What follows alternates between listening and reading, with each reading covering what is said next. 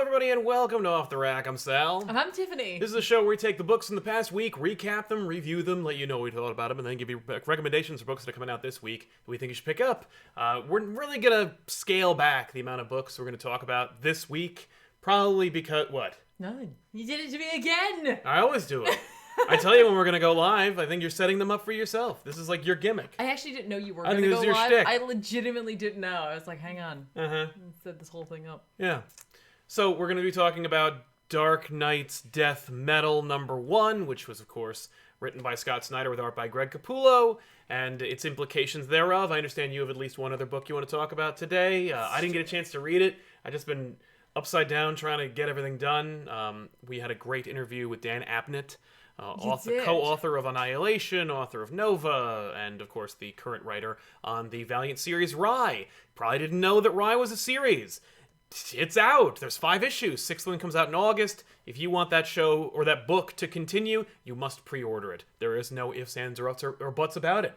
It's the only way that Valiant books will survive is if you pre-order them. It's true. I mean, honestly, it's actually the best. Oh, I didn't mean to interrupt you. Go ahead. I was just gonna say that's the best way for any of your niche books to survive. If there's a Morbius book that they're gonna undoubtedly launch in the near future, and you want it to go past 6 or 12 issues, you must pre-order it. It's just the nature of the beast. You don't pre-buy your tickets, you don't pre-buy your music, but you must pre-buy your comics. And it's just because the industry is completely different from all the other disposable media industries. I did pre-buy The Last of Us too.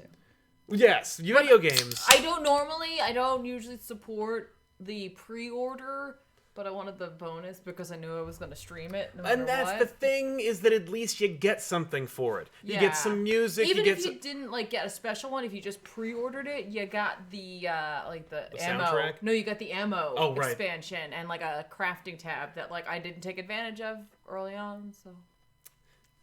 But if you want just your comic, just straight up the comic you want to read, you got to pre-order it. Call your local comic book store today and ask them how to make it happen. They'll be more than happy to explain the process to you. And to hear from you. Oh, yeah. No, they'd be like, hello? Who's calling me? Who's using me? This? Why do I even have a phone? So, yeah, let's jump into them. I thought you read a couple of other books. Oh, I did. I guess we could talk about those. I did read the weekly series from Tom Taylor, Deceased Hope at World's End. This is, of course, just an extension of the previous Deceased series. It is not part of the Earth 2 whatever. It's not part of the main, hey, we're all... It's not part of the sequel. Yeah, but that's coming out it's not shortly. part of the main plot of hey, we're going off and No, here's the thing. If you read Deceased, which most of you did, I know I did, it was a great book, and they had this side book that came out. That's right. Was it Unkillables? Yeah. Or something? Well, there was also Unkillables. That was another series. See, that's the thing. There's Deceased, the one with Scott Free and Booster Gold and stuff in it. Yeah. There's the one with the villains in it, and that's Unkillables. And then there's Hope at World's End, which is 4 DC series before you get to the sequel series that's coming out shortly. Deceased is an unstoppable monster, not unlike the anti-life virus that has swept the entire DC universe, or at least that corner of it. This is, like its predecessors, an expansion/extension of the Deceased line and the story that Taylor told in that universe. Right. It features what other characters that Taylor didn't have time to focus on were doing during the outbreak. Is this the book that the art isn't great on? No, that was Unkillables. I can't keep up with this. I know. I dug the art on Deceased at Hope at World's End, though I will say that the art does shift between issues, probably just to get it out on time. But in both cases, with both artists, it's fine. It's not distracting like it was in Unkillables, which I will say was still a series I enjoyed. Despite the art, I still really enjoyed it. Wow. That's actually saying a lot, because art can really make or break a book sometimes. You are not incorrect. So that's fantastic. That means that you really just like the story. It's just a cool story. I don't care. I just want to read the story. Well, and the art isn't... You know what it is? It's not that the art was incorrect. It wasn't that it was done by an amateur. It's just... I don't know if it fit the tone of the book, or maybe it fit it too well, because it was just kind of ugly. Right. But anyway, Hope at World's End. It was funny, as I bought issue 3, which came out this past week, I forgot that I bought issue 2 and didn't read it, so I went back, and this is how much I enjoy Deceased, apparently, is that I was like, oh crap, I'm not caught up, so I went back and read issue 2. I didn't read Strange Adventures, but I did read the second issue of Deceased, Hope at World's End, which, again, it's not Shakespeare, it ain't even Alan Moore. It's just cool. Okay. And it's not even cool like Aliens is cool, where it's just like, wow, look at that, look at those people shooting stuff. You know, Alien, different story. Aliens, cool, shooting stuff. But like, I don't know. Basically, the story is like, what were other characters doing at the time? Like, Black Adam, of course, severed the borders of Kahndaq, the country that he is the dictator of. He screws up in a big bad way, which of course you'd expect, because he's not in the rest of the series and he's not in the sequel series. Yeah. Or at least he won't.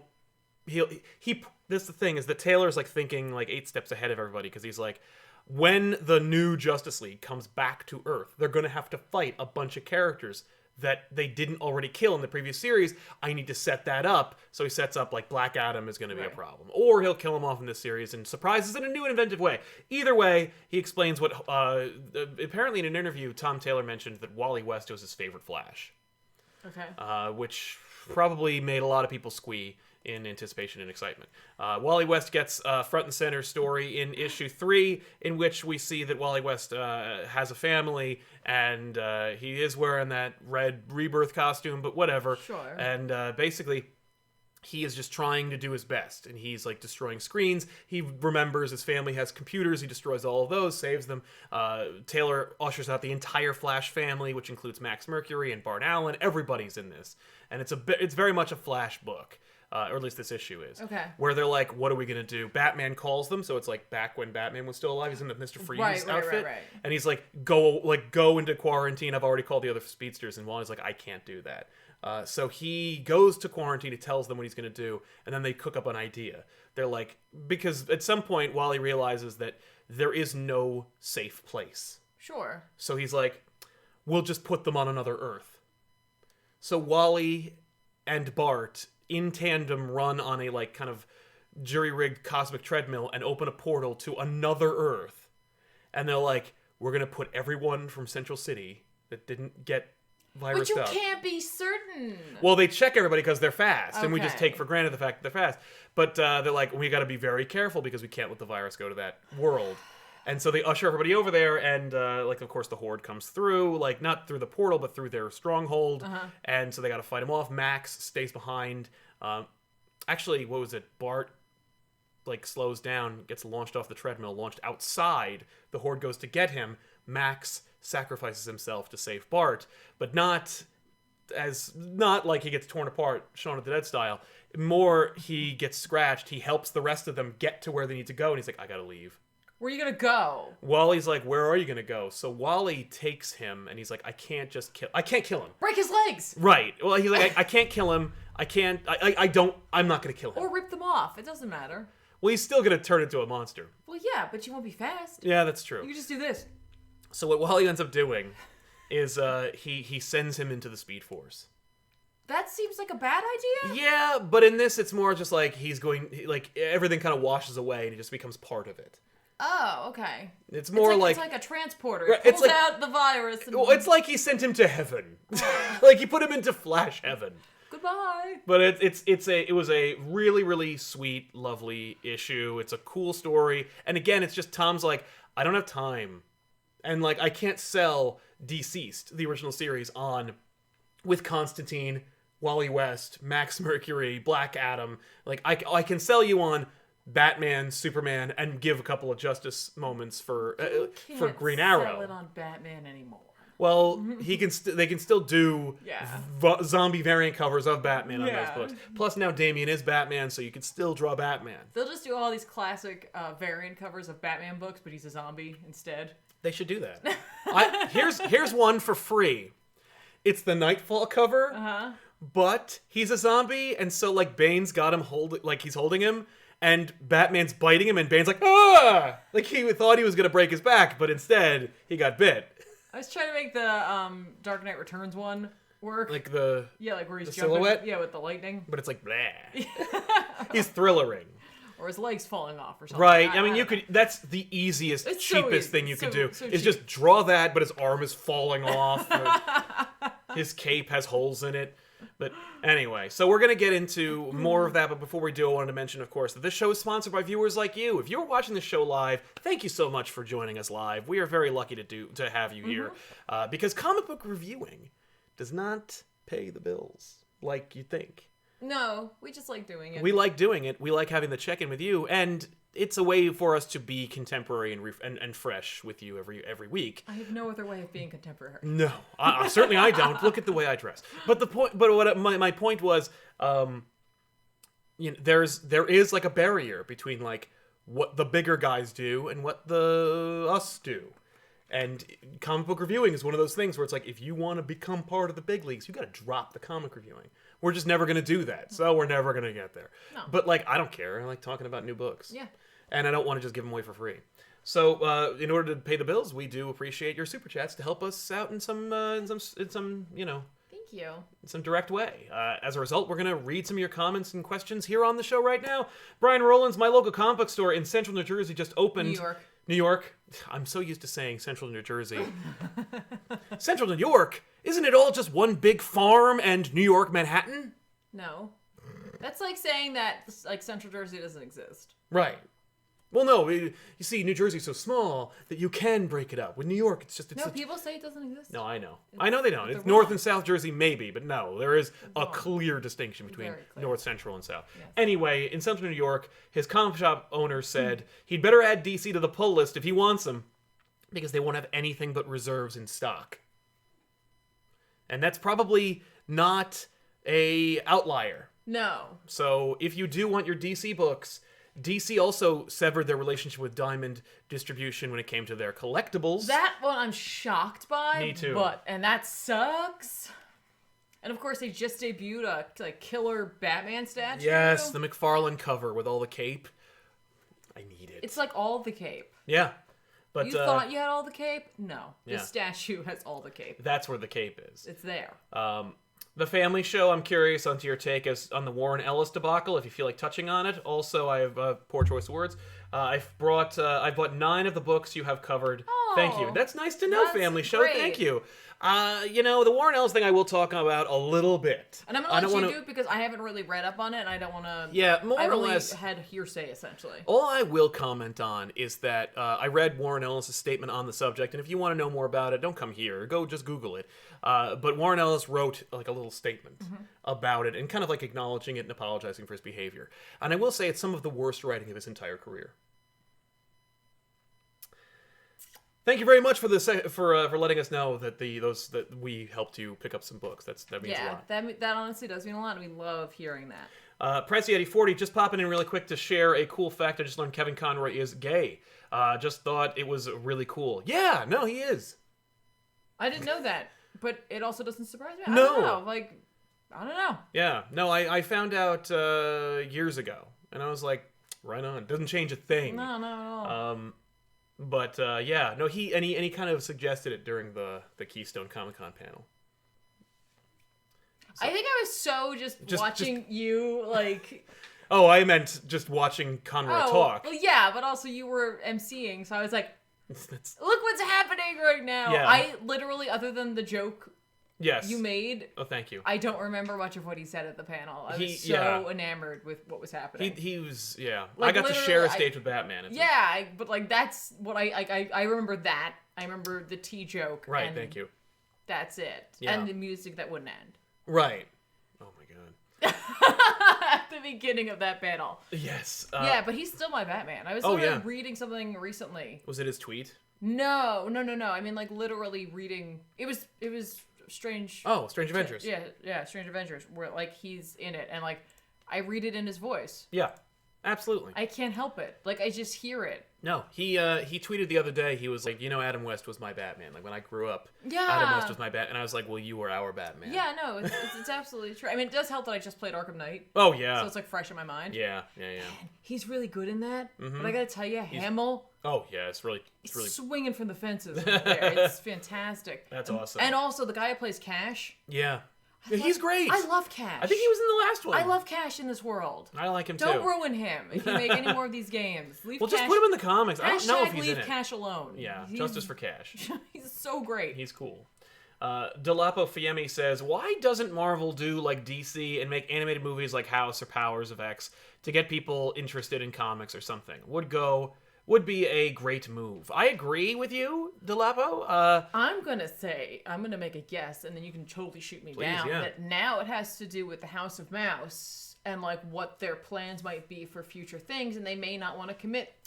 Yeah, I could. I don't know. Like, I think you're onto something, because I think like here's the thing: if they have like a Guardians cartoon, when they had the Guardians cartoon, I'm sure they were like, Like I know that there's weird embargoes that each of the companies have on themselves. Like, as long as the Teen Titans cartoon was on, the one that you enjoy, Robin could never appear on Justice League Unlimited.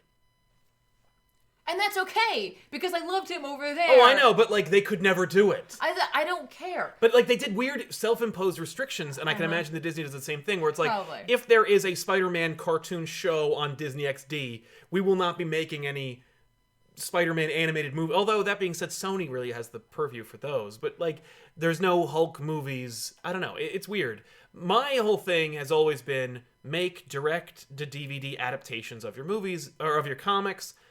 With Marvel, it's a very ambitious thing where I'm just like, get a cast, keep that cast, and then make those movies, but in linear order. Right. And just keep releasing them, but like as a timeline where it's like, if you're gonna make like Avengers, Daredevil, Spider-Man, and a Wolverine movie, right? Those are the 4 movies you make. What's going on? Nothing. I was looking at something over there, and it struck me as funny, and just move on. Well, if you make those 4, you put them in order of continuity from the comics, and you adapt each of those things.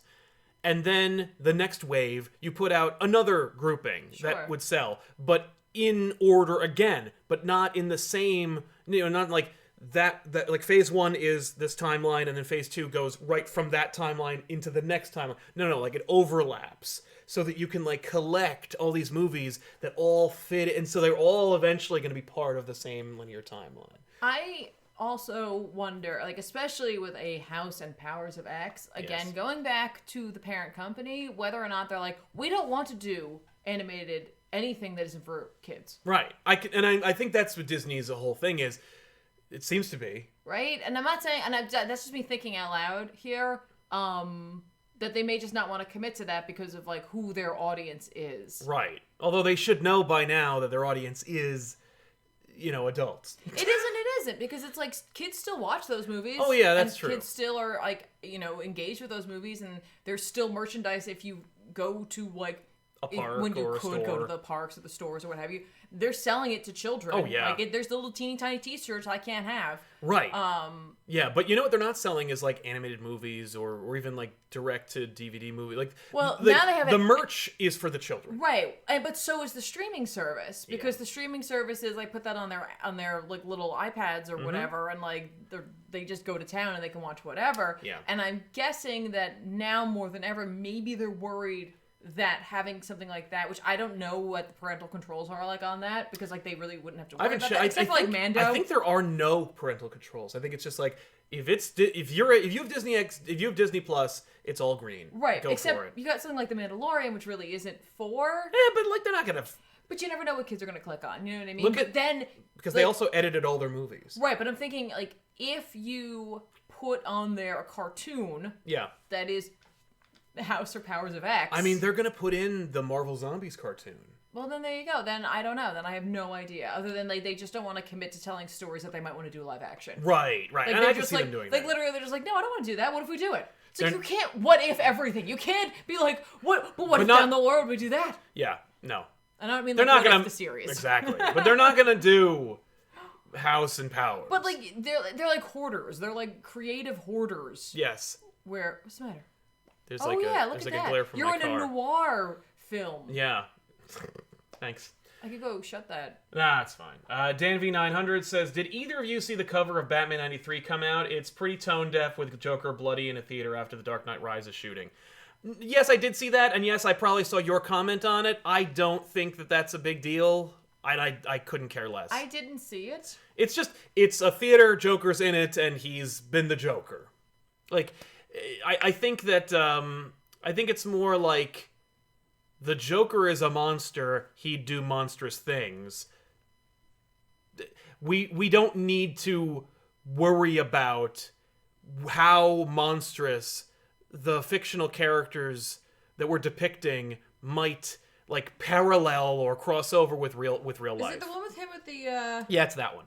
Oh, see, now I would no. Again, like this is an interpretational thing because it is an art piece, and so like I'm gonna say like if you interpret it that way, that's on you. No, I'm not saying that's on you, but that's just your interpretation of Yeah. it. I would interpret this as because of the fact that a theater is so like linked to the Batman mythos, like Batman going to see a film. There's something maybe deeper there. He's got the Batman masks. Like, yeah, you know what I mean? It's like, not even a theater. It's like a metaphorical theater. It's right. But that was just my. I just saw it now. You just saw my first interpretation of it. That's how I interpret it. Yeah. I don't know. Yeah. The Grey Initiate, what do you think is DC's Infinity War Endgame story that could rival those movies in terms of depth and scope if they spend time building to it? I don't know. I don't envy them. You know, based on the current amount of like rumors and hearsay that's coming out about the DC cinematic universe, I don't think they know either. I think they have no concept of it. Like the rumor, here's the latest, is that not only is Michael Keaton Batman coming back, but he'll be like the Nick Fury of the multiverse, and he'll show up in like all the movies and be like guiding them towards an end game. I was like, that's a horrible idea. Like I hate that out of the gate. I don't even like people. Oh, wait a minute! Like, never has Batman ever been like that. Never would Burton's Batman do that. It doesn't work on any thematic or character level. Ergo, I don't want it. Like, but that and that's just these are.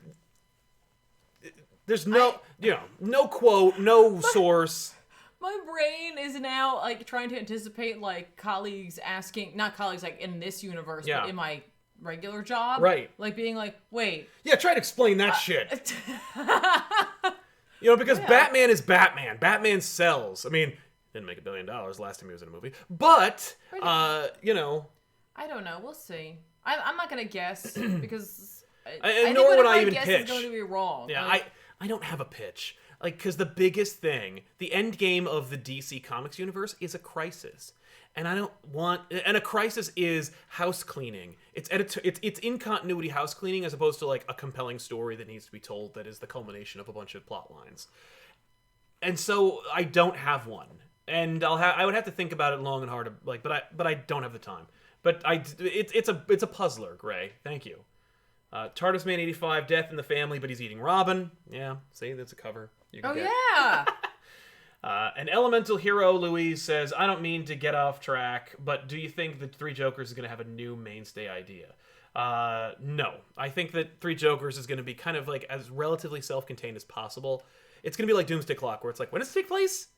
Yeah. Like, it doesn't matter? Okay. Well, who knows? I gotta say who knows. Right. Because, like, who... Who can guess? I don't know. 1 year from now, who knows what the DC universe is going to look like? Yeah. Do they even make monthly comics anymore? Like, so I can't even imagine. But it's fascinating. And I'm looking forward to Three Jokers. So let's jump into some more books. You read Strange Adventures. I read two things just really quickly. I want to jump over to something that's controversial? Well, yeah, I guess I don't know. Is Strange Adventures controversial? Nah. Okay. Nobody's talking just about very it. quickly, I read Wind. I'm gonna say Wind. Oh, with a Y? I want to say Wind. It's probably Wind. If it's witches, then it's Wind. From Boom Studios and James Tynion IV. I grabbed it obviously because the Boom Studios James Tynion IV book. I just wanted to check it out. It's cute. It's nothing. If you think it's going to be anything like, and I knew it wasn't tonally based on the summary I read of it. Yeah. Like Something is killing the children. You don't expect that whatsoever. it is much more like aimed at a non-horror reading audience, seemingly with a more like not even seemingly, with a more magical twist to it, but also possibly with something maybe a little more politically charged as well, weaved into it. But it was fine. I don't know because I'm in a horror mood right now. So this did not play into your sensibilities. Yeah, it didn't. So like I have to try to separate myself from that because it's like it was well written, and like you do get like a 43-page book for the price of admission. It just wasn't what I was looking for right now. Like right now I want plunge and I want something that's killing the children, and I read Baby Teeth Volume 1 and I just ordered myself Volume 2 and 3, which just came today. That's what I'm looking forward to reading. So like this was very much out of that wheelhouse. Yeah. So like I kind of went into it kind of weird. So I might give it another shot just to see how it goes. It's not a bad but idea. Again, it may not be for you, and that's okay, Yeah. But if you like Tynan, take a look at the little preview over on Comixology and see how you feel about that. I agree. I also just want to give a recommendation. Sure. As opposed to like a review. Sure. Because in 2003, they made this book called Truth, Red, White, and Black. It was, I think, 6 issues from Robert Morales. It is free on Comixology, the entire series. You got to download each individual series, or issue. But I'm going to throw it into the chat right now. Excellent. It's for free. Grab it. It's a free 6-issue miniseries that you can like casually toss out there and make people go like, oh, what's that? And it'll make you look like you know what you're talking about. Oh, it's a niche book, and it's Captain America slant. It's neat. I like that. It makes you know what you're talking about. Yeah. I like that a lot. Tanner Matheson says, after reading Death Metal and loving it, I am very excited for Post Metal. What 5 books do you think are going to launch after the event is done, like JSA? Justice League, Batman, Superman, Flash, Green Lantern. The standard. If you want to get a really in-depth, unless you have like a list you want to come up with, Elseworlds Exchange last week did a full episode where we pitched 12 issues with new creative teams post Death Metal, which you can check out and enjoy for like over an hour. What books would you like to see them? Do I want to see, or do I think you're going to happen? Because, I guess what do you think is going to happen besides because, like all right, Batman? let's put this in perspective. Me going into Metal, I haven't read anything about it. No, like nothing surrounding it. Like usually events like this, I just kind of want to go into it and just kind of read it and just see how it goes. So like I'm not reading speculations. I'm not reading the potential solicits for the future. Right. Like I'm just not. I mean, like. Obviously, if like a creative who I follow on social media mentions something, I'm gonna see it, but I haven't really seen much. Obviously, I've been kind of away. Yeah. From this, I don't even know how I could guess. Yeah. Where anything or what they're gonna like shine a light on or bring in. Probably JSA. I mean, what I struggle with right now, I guess, is the fact that it's like I don't even know what DC's publishing plan is going forward. So like the idea of like.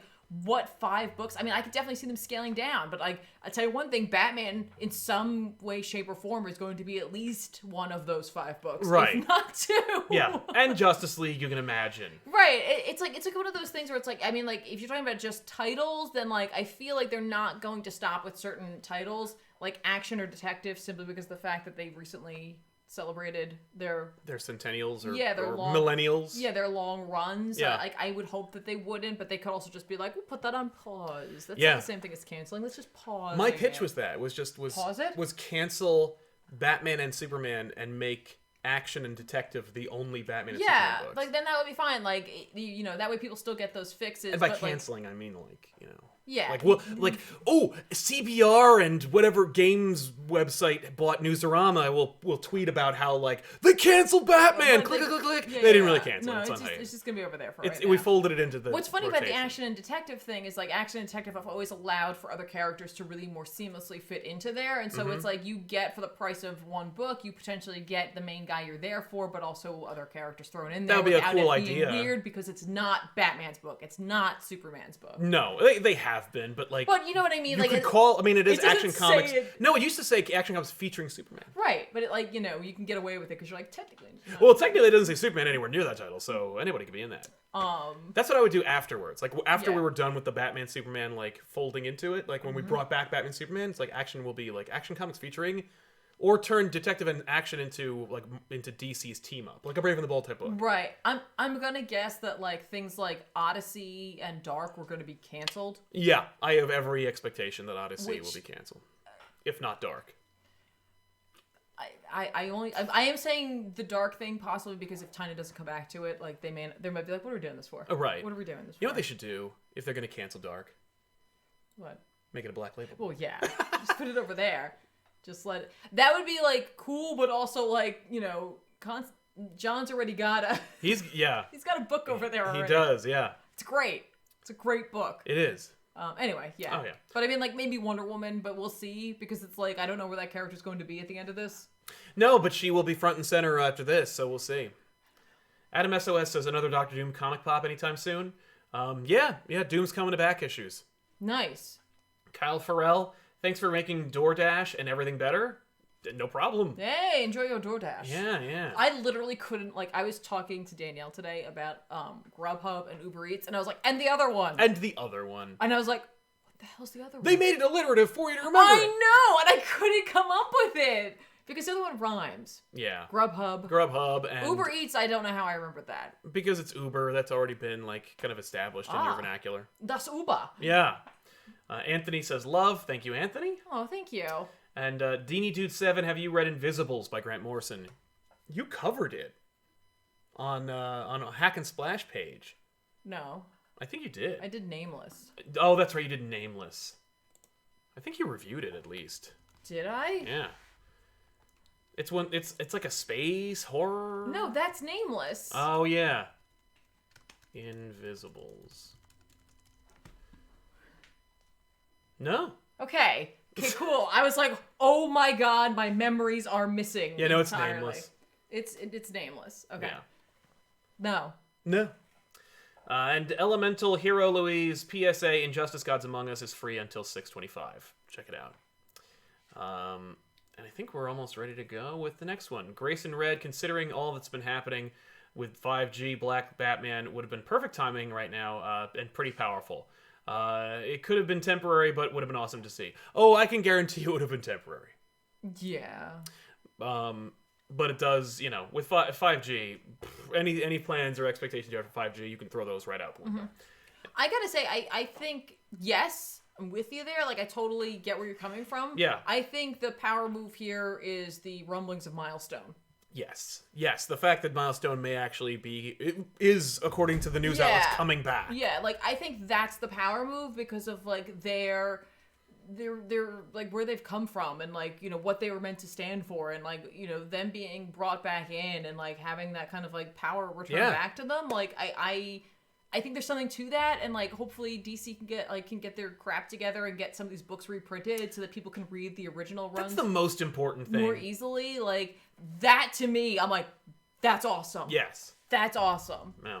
But I completely understand the idea of like making Batman, like Batman. Yeah. But like the Milestone thing, I don't know why. Like I think that's so cool. I think so too. My only concern would be that they'll Young Animal Vertigo it. Let's not where it's do like, that. Let's fill it with lesser creators and then kill it. Let's not do that. Let's treat this for real, but like also get the original stories back out there. That's the thing to aspire for. It's like you get the Flash of like, not the Flash character, but like you get the Flash in the pan, like, whoa, new books. Yeah. And also the old books. And like here they are, and you can finally get your hands on them. Because I definitely heard some people being like, I can't find this run, and I want to read it. Yeah. And like it's like people who are like, I want to give you money. Yeah, I want to give you money, and you have them digitally. What's wrong with you? Yeah. Dan V900, Keaton is an older Bruce in Batman Beyond movies. What I wanted to see, so it's cool if he's back, but I don't buy into the Nick Fury idea from the article. Seems like he's just replacing Affleck. Whatever they want to do. I couldn't care less. They want to make him Batman. They want to make him old Batman. They want to make him Nick Fury. I mean, knock yourselves out. Do whatever you want to do. Pattinson still gets his trilogy, and it's palpable with Keaton returning. It's full of the multiverse. We'll see if the writers can pull it off. I mean, if they want to do that, they're talking about Ezra Miller coming back, and I don't think that's happening unless they like do some major damage control. Because like he chokeslammed a teenage girl into the ground. Like it's hard to walk that back, particularly if it's on camera.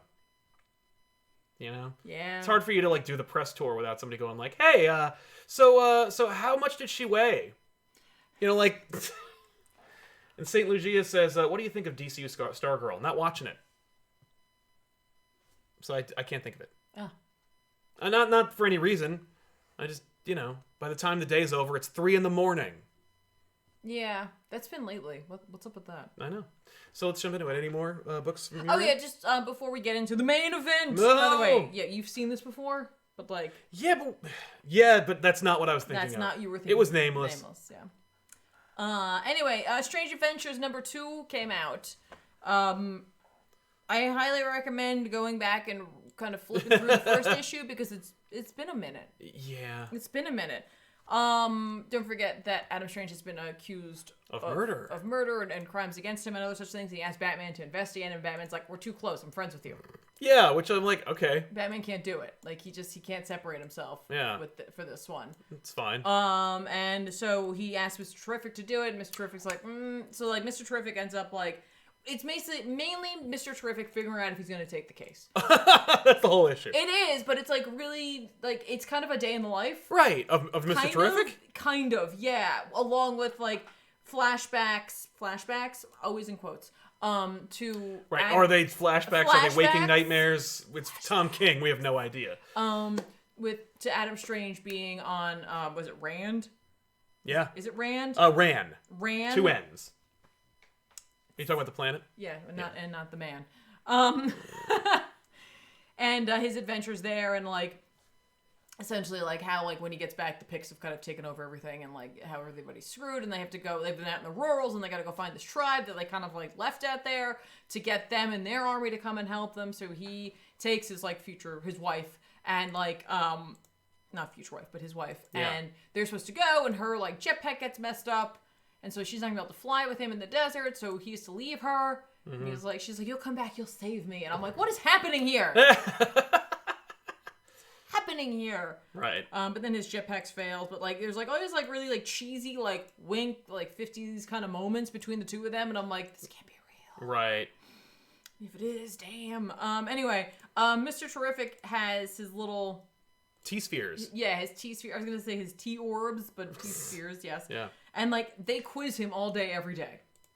Oh, Mr. Terrific? Yeah, like he... Oh, like keeping his... It's like doing Rubik's Cubes? Yeah, but it's, like, all different types of things. Like, it's, like, math problems. It's facts. It's, like, tell me about, like, Sir Gawain and the Green Knight. What's the plot? Like, these kinds of things. Okay. It's kind of cool. Like, in every moment of, like, everything he's doing, he's doing, like, mundane things. He's still answering questions. He buys the book, Strange Adventures, so that he can read it and, like... get to know Adam a little bit more because he just kind of doesn't want to do this. Yeah. And like he has his reasons, and like it's kind of topical right now. He's like, they're not gonna want to listen to me. Mm-hmm. Like, and like he's like, did you pick me, Batman, because of what happened with my wife? And like Batman's like, no, and he's like, dude, man, I know, I see you, man, I see you, and he's just like, but like they love him. Right. And they're not going to want to hear what I find. Yeah. If I find something. Right, and they're going to be mad at me. Yeah. And inevitably he finishes the book, and like he's still like he's reading and being quizzed. Right. And I'm like, that's how smart he is. I can barely finish a sentence sometimes. Yeah. I can't read and listen to music at the same time. Yeah, like it's insane. I'm like, this guy it's incredible. Like I love the way King is like displaying his intelligence without like shoving it in your face. Well, yes, he's showing, not telling. Yeah, well, he is answering these crazy questions, but like, there's more to. It's like Spock getting quizzed. How do you feel? I don't understand the question. But like, they are like these like very like high thinking questions, and like, but there's more to that. Right, it requires him to like have deeper thinking. Not only can he answer the question, he can do it whilst doing. Like walking around, like buying things, having conversations, reading. Like he's able to do it. Yeah. Boxing, like he's in a boxing like match, and he's still being answering question. Okay. This is where like we do get Batman, who is like in the midst of a battle with Professor Pig. Yes. I don't think he got a chance to do that during the King run, so he just punches him basically. Yeah, no, and like I love the way like that this is illustrated for us because where Mr. Terrific is, it's cold and snowy, and so it's this gorgeous like difference in color, these like complementary colors of like Batman in what looks like a fiery inferno like beating Professor Pig, and then Mr. Terrific in this like icy blue cityscape. It's just really striking. Right. Like the book is just a joy to look at. Yes. To say nothing of like the Doc Shaner's like fun stuff too. Because Doc Shaner's like doing something completely different that is like makes is like really beautiful to look at, and while Jarrett's has this like really like visceral gritty feel to his art, for some reason Shaner's work with what's happening is what makes me uncomfortable. It makes it seem sinister. Yeah, or like there's something underneath good. it. It's too yeah, pure. Exactly. It's too sanitized. Maybe. It's just the book's really great. I again, people are going to argue that this is yet another like a sad guy with a woman. Yeah, and like are there elements of that? Yes, but this is much more of a mystery. Right. Like there was a mystery to Mr. Miracle, but like more it's more like an esoteric mystery. Right, it was a mystery that you were never going to get a solid answer on. I'm like, you might actually get an answer here. Yeah. Like, so this is a very like different telling of some similar elements. I dig it. I enjoyed it. I'm not going to tell you if Mr. Terrific takes the job or not. Right. Except that he does, obviously, because you're seeing the panel right now. That was the end of the last issue. Oh yeah, that's right. Oh, that's right. Yeah, it's all set up. For the. But he takes it. Yeah. So I'm looking forward to seeing that. Like at first I was like, is this really all the book's gonna be? Right. But like I dig it. Like there's just so much there, and like it's interesting because like we're kind of getting seemingly two character studies. Yeah, in one book. And I mean, we kind of got that the last time around with Barda. Yeah, but we're learning about Terrific. We really are also learning about Terrific, and I like that. I like that light shined on that character. Yeah, maybe he was like, I have a Mr. Terrific book too, and they're like, one thing at a time, Tom. Let's see how Adam works out. Yeah, but like he's like, I'll put them both together. Yeah, exactly. With like a Batman chaser, like because with Mr. Miracle, like you got mention of other heroes, but you really didn't. They didn't show up, but like except for Booster Gold. But it made sense, and Beetle. It made sense in the world context. and what was going on in that book. In this world, it makes sense to have other characters kind of unmistakably in the DC universe. It is. There's no question about. Yeah, and so like that's really cool. Yeah, and it is only on issue 2, so if you missed the first one, you can still totally jump on, grab that one. You're gonna need it for context. You can't just jump in with issue 2. You have to go back and grab the other one. Right. So. Neil and Bradley, Once in Future issue 8 comes out on Wednesday. Yeah. Any Hill House books you recommend? I'm loving Plunge, and I know, and I still like Basket Full of Heads. It kind of like Plunge kind of like knocked that as my top book. I really do like that, and I gotta get back into Dollhouse because I really liked where that was going, and I'm just a little behind. Plunge 4 comes out this Wednesday as well. Yeah, I couldn't. I'm gonna get it digitally because the shop that we went to recently didn't get new books. And so I'm just literally never going to get a physical for... No, I'll go to Zap. They have it. For Plunge? Yeah. Oh, okay. They had 3. I'll have to go find it, but yeah. Paul Baker, I lost any faith in DC's live-action movies, even being cohesive long ago. No one in charge cares about the material, not that they need to, but it's clear they don't have any semblance of a plan. I read a tweet that literally said, DC has a plan today. It came from a verified source of a person who spreads misinformation, so God only knows. But like I will say, it's funny that you should say that in the same sentence as a person that I know who said DC has a plan. I don't believe that I think that now, because of the fandom experience and you getting like these kind of like Michael Keaton reports, I think DC does have a plan. But I think DC has not had one for a long time. I think that DC has a plan now, but the problem is I think DC is always ready to throw it away in favor of absolutely nothing at a moment's notice. That's the problem with DC, I think. To use a cliche, throw the baby out with the bathwater. Exactly. Dan Wesley, appreciate what you folk do. We appreciate you, Dan. Thanks very much. Thank you so much. Philip Croy's Any thoughts on DC graphic novels for kids and young adults? Love and Cash from Austria. Oh. Thank you so much. I actually downloaded. I didn't get a chance to look at them. I just kind of wanted to look at the previews because you can get a whole bunch of free previews over in Comixology. It's just a couple of pages just to kind of take a look at what they were doing, just so that in case this question came up. And then I didn't prepare anyway. High fives for me. That's like my MO right there. Yeah. Thank you. You're welcome. But yeah. I mean, I get their plan. I promise you that is part of it. I get their plan. I the YA industry is like a weirdly booming industry, and seemingly. It dwarfs the comic book industry. Yeah, and so like for them, like they want to get in there. The fact that they're still making these like graphic novel versions of them and not just novels, it says something as well. Where it's like they're trying to bridge between the two. It'll be interesting to see whose hands they get into. Yeah. And if they see a boost in sales from them. Right. But like in terms of like the content, like do I agree with like taking like a Hellblazer and making them a little like kids book? No. I feel like there's more appropriate characters. Yeah, to do that. If you want to get your money from that. Right, but I'm like, oh, but they want that Harry Potter money. Right. Use Starman then. Since he's literally Harry Potter. Yeah. You know. No, it's there's money to be made. They should make it. The thing is, I don't think that there's a crossover. I don't think that it's like, if we make a Batman young adult novel, we will sell Batman comics. I don't think it's going to sell Batman comics. I think they're just going to be like, this is over here. And that's the way to go. And they might, maybe, and like, who knows, but they might inevitably be like, and we'll make some cartoons about that. No doubt they will. I mean, I think if they do well, we'll make some cartoons. Yeah, I think that Gotham High book was a cartoon pitch, originally. Dan V900 back says, Death Metal is everything I expected it to be, and that's not a good thing. Red lettering on black bubbles for the Batman Who Laughs remains terrible. Yeah, when that came up, I was like, oh no! He's doing it again. It's really hard to read in digital. Comic Bandwagon, just want to send you guys some scratch. Love you guys. Thanks for the content. Thank you, Comic Bandwagon. Thank you for the scratch. Yeah, thanks for being on our bandwagon. Patrick Lawson, love, and then a fun emoji, hat. Yeah, Thank you. I love it too. So let's jump into it, I guess, right? We're good? Yeah, it's time. We're here. The time has come. Yes, for Dark Knights. It's time for the encore. Oh, which is like funny to say because like it was, metal before, but like this is really embracing the like metal music concept or like behind it in a way. Yeah. I'm like, wouldn't the encore be next? This is the show. This is the main event. Yeah, we just got to the main stage, baby. Yes. Here it comes. Yeah. Dark Knight's Death Metal #1 from Scott Snyder and Greg Capullo.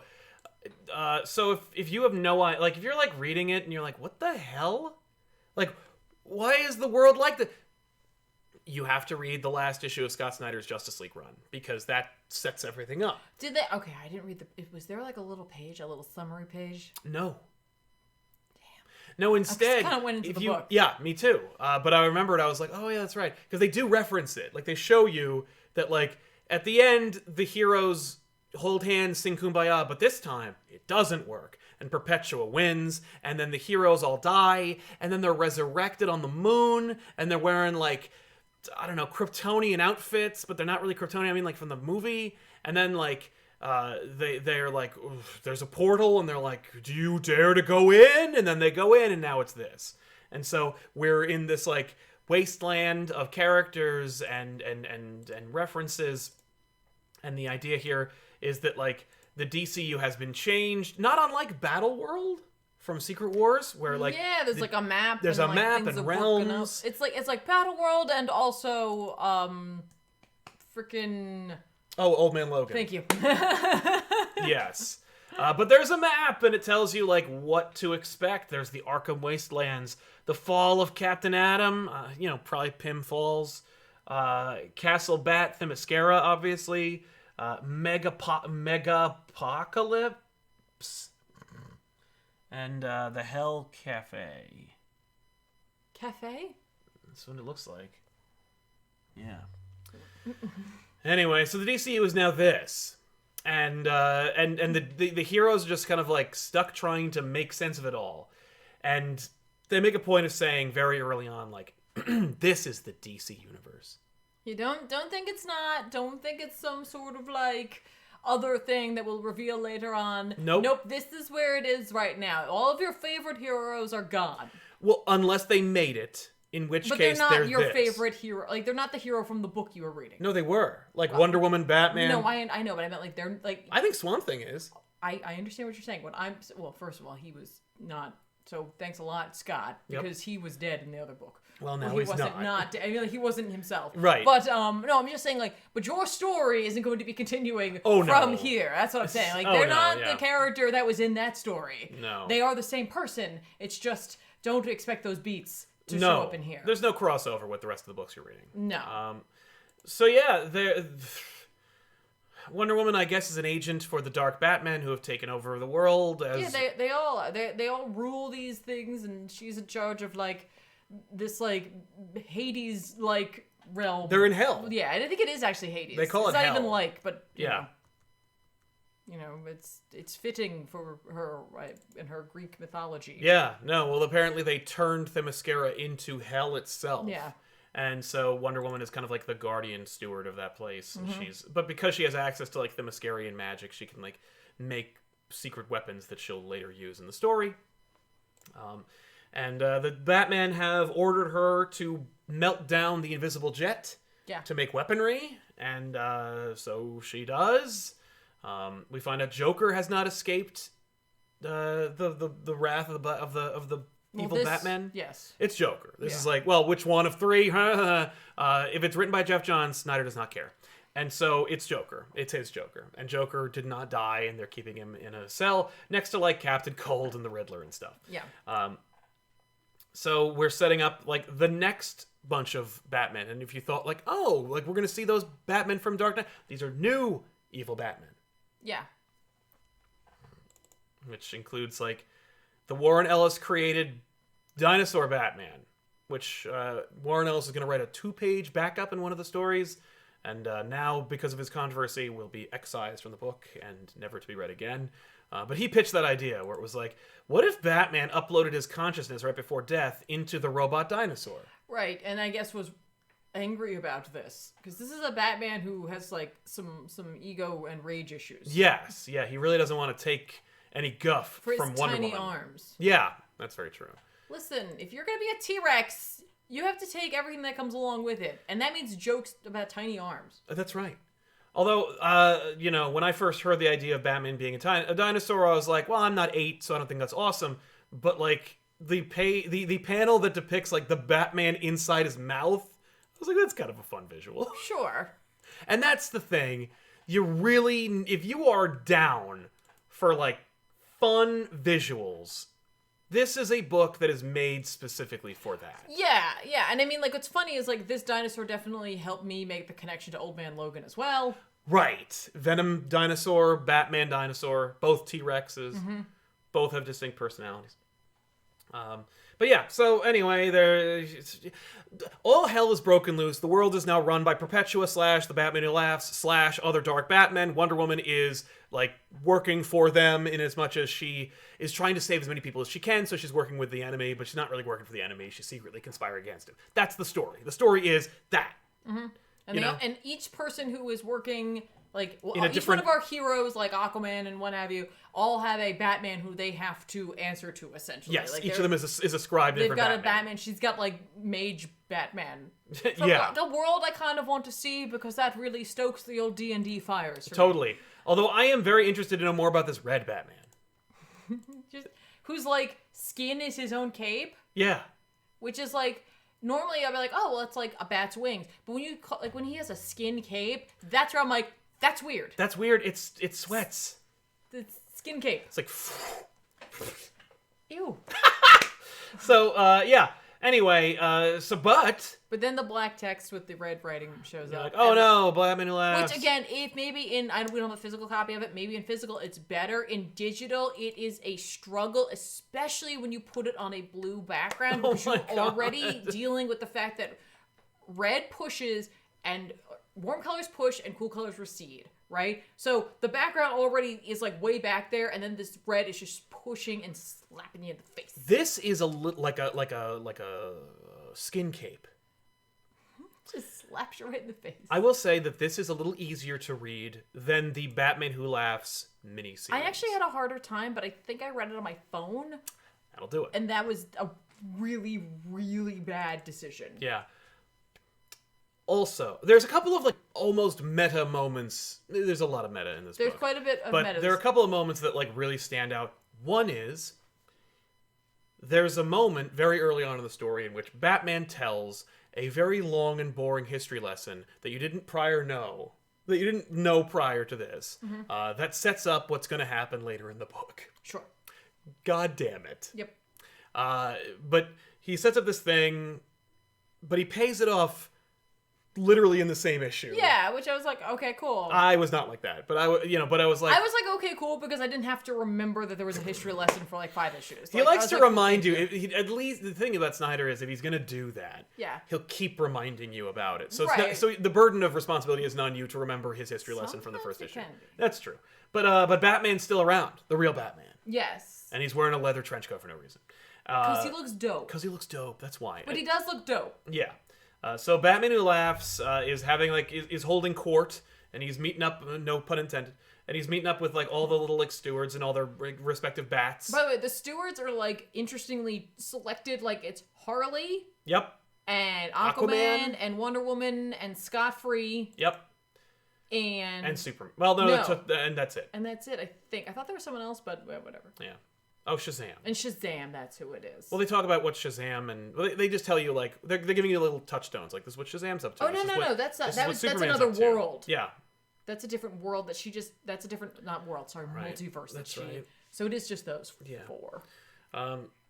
But because Batman Who Laughs was I guess taken in favor over Luthor because that's the idea. Luthor was Perpetua's avatar. He was her like priest. And Batman Who Laughs convinces her to ditch him and take him instead. Was his entire argument? Come on.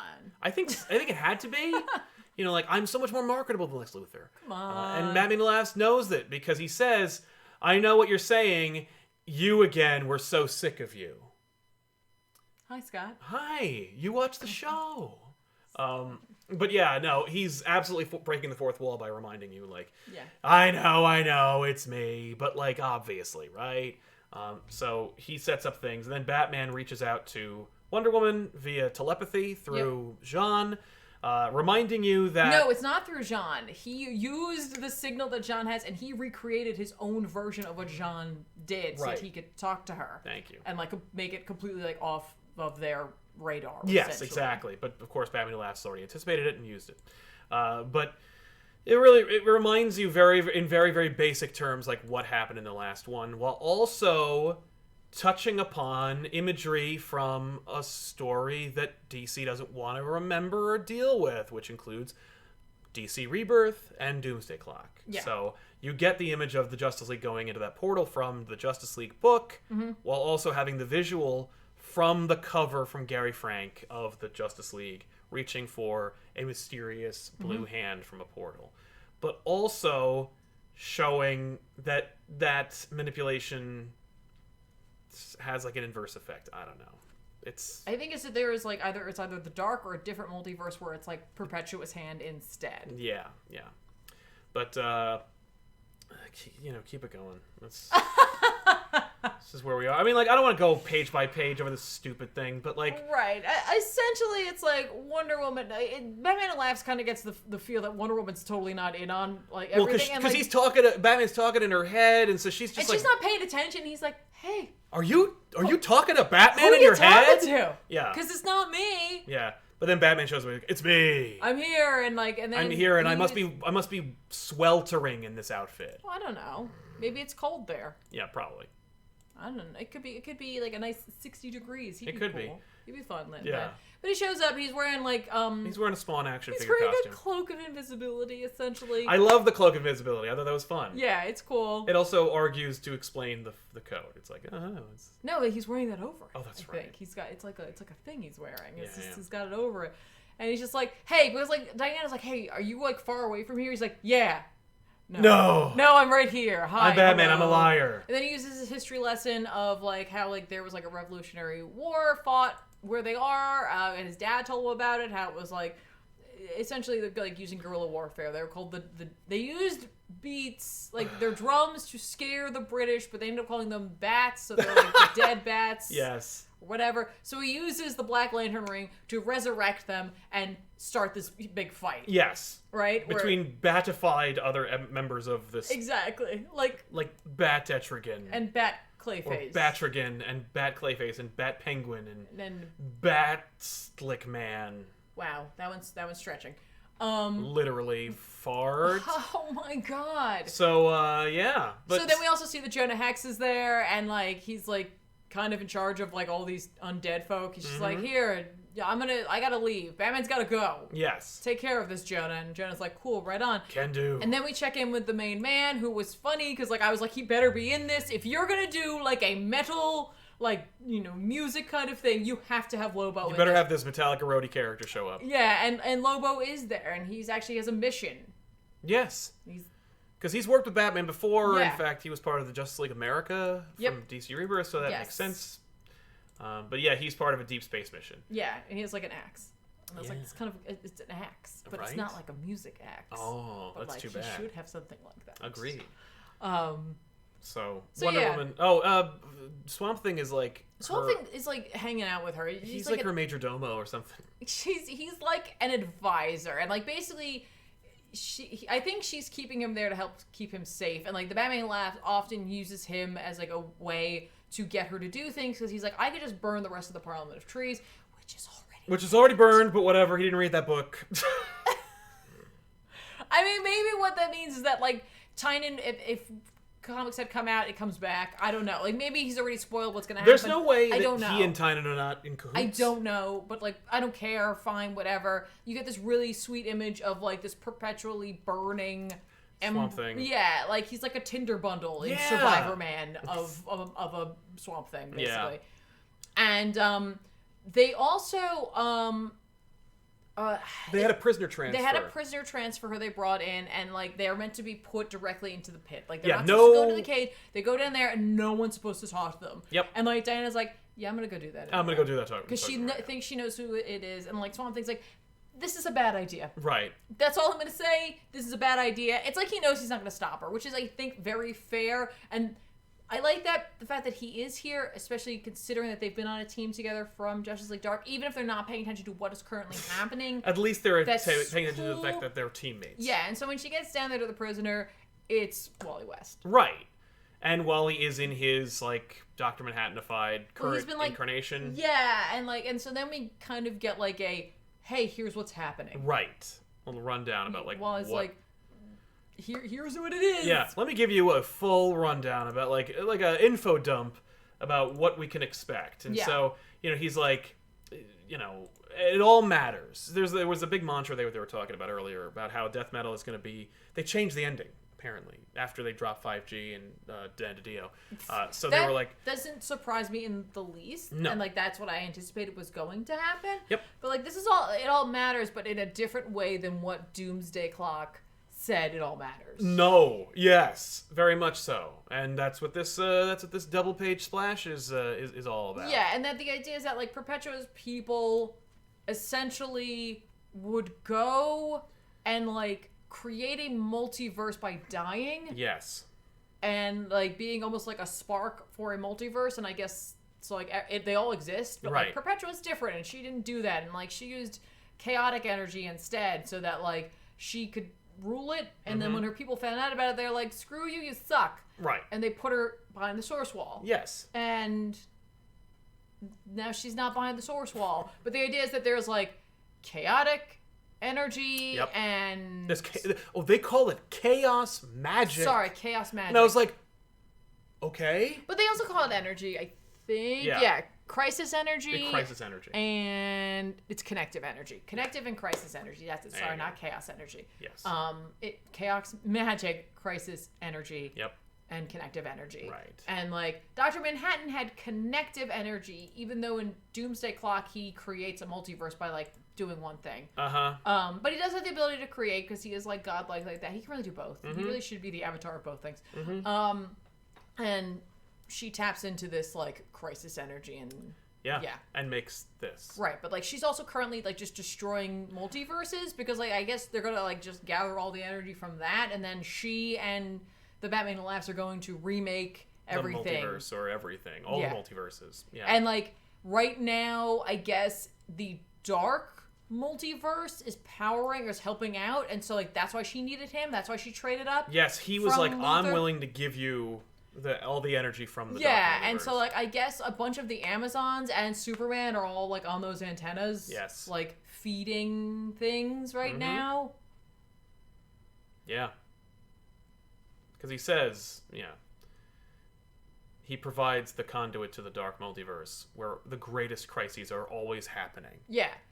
But like the idea is that like, and like I've seen this and of before. course, like the dark multiverse also exists only because of the fears and right, and I've seen this before in other like mythological stories where it's like the idea that like things like magic can only like I'm totally going off of like what we're talking about right now, but like magic can only exist in like other stories I've seen where it exists because of those who believe in it. Right. You know what I mean? If you believe it can happen. It's like Tinkerbell, you gotta clap. You know what I mean? You gotta clap to bring her back. Yeah. And like that's part of what they're saying here is that like this all like it all works and like all that because like they remember the crises happening. Yes. And which is why we're addressed. Like the reader is addressed directly and like by Sergeant Rock being like, you're part of this. Yes. Like your belief in these characters. And you're a soldier in all of this and all like. Yeah, that's how the book opens. Is Sergeant Rock's there like talking to you. Which was not a deep dive character. I thought like that. I even thought he was going to pull up, but it's not even that deep a dive. But it was like, why did you pick him? But it's like because he's like rallying you. Yeah. It's like a Patton-esque speech. It is very much. Except it's revealed that he doesn't have a lower half. Right. It's just a spine shooting out the back of or the bottom of Sergeant Rock. Right. So, so Wonder Woman and Wally essentially concoct this idea. Because, of course, Wonder Woman rejects... Batman has a plan. And his plan is to, like, run and hide. He's like, we gotta get as many people as we can and get out of here. And then go away. Just go away. And Wonder Woman's like, no, we have to go back in time and fix all of this. She doesn't say that specifically, but she's like, we gotta put it all back to where it came. Like, we gotta put it all back. Yeah, her plan is basically we gotta fight back. We gotta fix it. Yeah. Like, so her plan essentially is to create an anti-crisis. Yeah. And then Batman Who Laughs shows up, and he's like, nah, I'm the Batman Who Laughs. And then Wonder Woman busts out, hey, I'm on to you. Talk about, I'm on to you, and I bet you thought you could use the invisibility jet, medal. And I bet, like, I bet Batman wanted to make a shield because I know him, but not you. You wanted to make a sword and like blah blah blah. He's like, I know all about you, and she's like, yeah, yeah. Well, it wasn't a sword. It wasn't a sword, dumbass. Yeah, it was the chainsaw of truth. See, I thought it was the lasso. The lasso is attached to the chainsaw. No, I think she just has the lasso there, and she uses it to like cut him. No. Oh, you think it's a chainsaw? I know it's a chainsaw. Oh, well, she had the earlier chainsaw, so I thought she was... Yeah, no, she was building the chainsaw. I thought she was going to take the lasso of truth and apply it to the chainsaw that you can physically see. Yeah, no. The chainsaw you can see. Right. It's not the chainsaw that you can't see. Yeah. So regardless, she kills the Batman Who Laughs. the Batman Who Laughs. We all know he's going to come back. Right. I mean, like, on one hand, you kind of expect because he breaks the fourth wall and because he's oversaturated and because we got him in the first issue, it's like he checked the box. Listen, we can market him on part of the event. Yeah. But, like, let's kill him. Right. Because he does have another Batman Who Laughs-esque character coming out who's like a Robin-based villain. Right. So we don't need Batman Who Laughs if all you care about is visuals because I've got a new complicated-looking villain for you.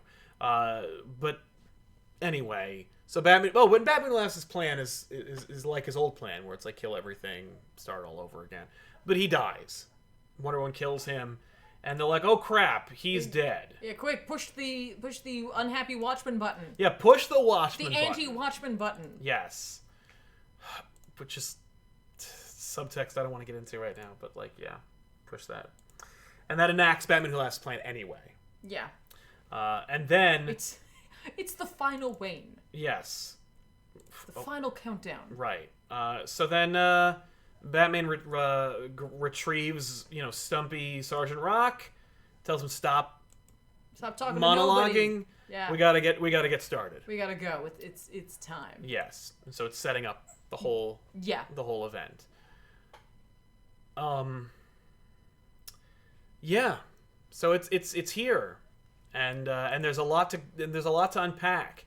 On one hand, you have you have the sequel to Dark Knight's Metal, which is like, hey, look at this like crazy stuff that's only like that's about story, right? Story. Like it's about story and about like the impact story has on yourself and your heroes, and also look at these cool things, and that's what this is. You know, it's like, hey, look at all this cool stuff, like. And you know, only the things that Snyder wants you to like. He doesn't give any like, you know, like Grim Knight, for example, doesn't show up in Dark Knight's Metal, but he does show up in Batman Who Laughs, this miniseries. Right. And because he was such a like prominent figure in that series, they were like, look at this character, boom. Like, number one, he's gonna be marketable. Number two, he's a cool design, even though it's just Batman with guns on him. But also number three, like you want to know more and you want to see this, and we know it, so we're gonna give it to you. Dark Knight's Metal has a bunch of those moments in the first series where they're like, look at the Flash Batman and the Doomsday Batman and blah blah blah. With this, they're only going like, look at the characters you're already aware of. Like, they're cool, but like we're doing it. You know, you don't really get a really big, great image of Batman Who Laughs until he dies. So it's like, look at that, boom. Right. But the other Batman, the new Batman, don't get prominence. They're just kind of there. All of the like emissary Batmans that we see that like seemingly like this mage one who seems to have like a big role in it is just a new creation. Yes. He went completely away from that. We do see like the Clayface and the Penguin and yeah, but we didn't see those before. No. They're just in a fight. They're just in the background. Yeah. He didn't make like a Mr. Terrific Batman and then have him like be one of the characters. No. I think he's like, no, I'm gonna put my own guys now. Right. Yeah, and I'm doing my own stuff My own guys that have nothing to do with other characters. Exactly. Although I'm sure when Mage Batman takes off his mask, it'll turn out to be, you know, Dr. Fate or something. But I mean, it's upside down bad. And it's upside down.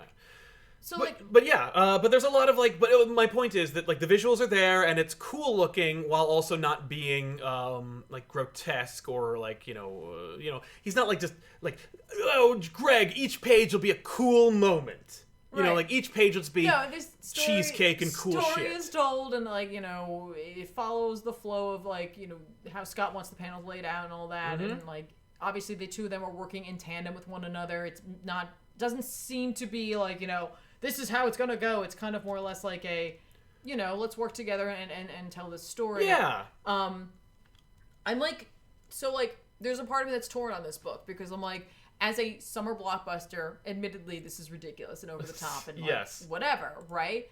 But this book now seemingly is leading the direction for the DC universe, and that's where like now I'm judging it a little more harshly because I'm like, this is going to determine where the characters fall at the end. Well, and you know, for me, it actually my judgment on it is not that extreme because I'm thinking, well, the DC universe will definitely not look anything like this. No, I'm sure it won't, but like. When this came about, they were going in a different direction with DC, and so the plan was to do that, and then this book had to dovetail into something new, and so like that's where I'm like, I hope it all makes sense by the end. Yeah, because you have like seemingly if you had to go back and change your ending, then the ending didn't like went into I guess 5G. Yes. Right. Well, and we know at least no one is not saying, they're all like, no one's arguing that the ending for 5G was probably going to be that our heroes take a back seat to the new heroes. Right. So like now they're not. Yeah, exactly. So it's like, what is like obviously, you know, maybe at some point it'll be revealed what was changed. Yeah. I'm sure we'll be able to figure it out. Or, you know, can guess. I'm sure we'll sure be able to guess, you can I guess. should say. Because art was drawn, characters were decided, you know, we can do this. But, you know, it went from just being like, this is going to be fun, and like, you know, no matter how you feel about where 5G is going to go, like, you know, we'll have like this cool kind of like ridiculous over-the-top book right before that launches. And now it's like, this is going to make big decisions. Right. Presumably. And the question... Or not, or they'll just be like, I don't care anymore, forget what are you talking about? Yeah. It's just fun. We're just having fun. Yeah. Who cares? And like, there is a fun component to it. But there is a sensation in there as well right now of like, trying to explain certain things that like were started to be explained in other books, and maybe those books would have taken it in a different direction than this book is going to take it. That makes me feel like this is something that needs to not just be something fun and over the top. That something is like, okay, wait, I need to make sure I'm paying attention to where Snyder thinks things should go. Yes. And so like, I'm not saying it wasn't good and it wasn't fun, and like I honestly love the way Capullo draws a lot of things. There's something really cool about the way he depicts a very unfeeling Wonder Woman. Yeah. Like, she's, like, dead inside in a Oh, way. when Batman Who Laughs is, like, gloating around her? Just in general, throughout the entire book, she really, like, at times will emote, but most of it is just this very, like, cool... Stoic individual who's, like, seen it all and is not showing her hand. Yes. And, like, that's cool. Like, there's just this undertone there, like... It's not said out loud. I just really like that quite a bit. It's just cool looking. Capullo does draw a very cool looking Batman Who Laughs. Yeah, this is, of course, because he's like, cool. Yeah, everything looks cool. And here's the thing. It's delivering on everything that was promised. You can't argue it isn't. No, and I honestly can't. Like I said, like, I think I'm just like now also like, okay. Well, and I'm not going to let that detract from the enjoyment of the fun. No. And the over the top. Yes. And the fact that Lobo is in it. Yeah, and it is fun. And there are a lot of cool things in this. Yeah. My thing is, it's so... It doesn't even feel very big. Like, it has to be big because it's the only DC universe and multiverses are being destroyed. But, like, at some point, you know... when you're destroying multiverses, you know, it's like, remember when the world was under threat, or like just the United States, or maybe just a state, or maybe like a base? You know, now it's like not whole planets, whole realities are being destroyed by the dozens. It's kind of hard to acclimate yourself in where I care and how it affects me and where I can place myself. You know, it's too big. But at the same time, the world you see that is like the stage for all this bigness looks so bland and uninteresting that it's like not even fun.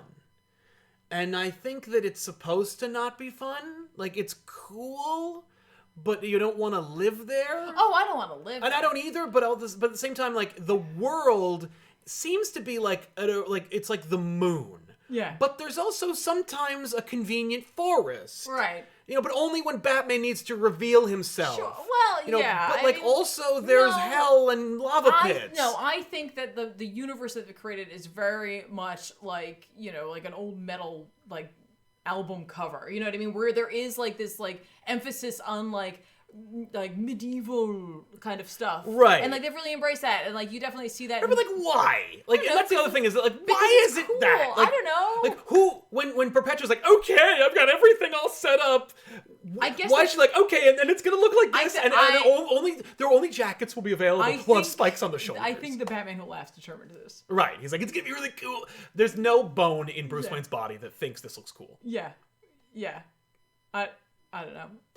And here's the thing. I have been checking the chat out, and literally every person who says it's a good book has been misinterpreting me saying that I'm not enjoying it. Right. I can have concerns and enjoy it. I don't understand why I can't have concerns but also enjoy it. Well, because I don't understand subtlety. But you know what I mean? No, I do. I can. It has to be one or the other. No. You can't not. No. You're either all in or you think it sucks. No, I can enjoy it and have fun, but also be like, okay, like. Here we go again. Like, is really the thing. For me, you know, I think it is cool looking, and I think that the story will be fun. Yeah. My thing is the treatment of Doomsday Clock. Yeah. Ultimately, for me, it is that you set up what Doomsday Clock was. Doomsday Clock gave you an ending, which I don't want to spoil. No. And this book, I know that, like, we know what it's like to read comics. We know about the mental gymnastics that you perform to make something make sense or be emotionally satisfying. So, like, in order for you to like Dark Knight's Metal, you have to forgive the fact that this is a middle finger to Doomsday Clock. And Snyder is aware of how successful Doomsday Clock was, and how, you know, it did go out of its way to set things up, and there was a lot of people who wanted that to be the setup for the next generation, or the next era for DC. And that's not what it's going to be.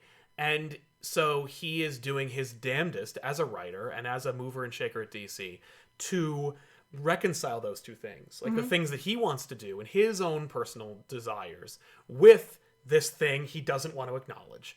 And so he's doing the best he can. And with your help of your mental gymnastics, it will work. Right.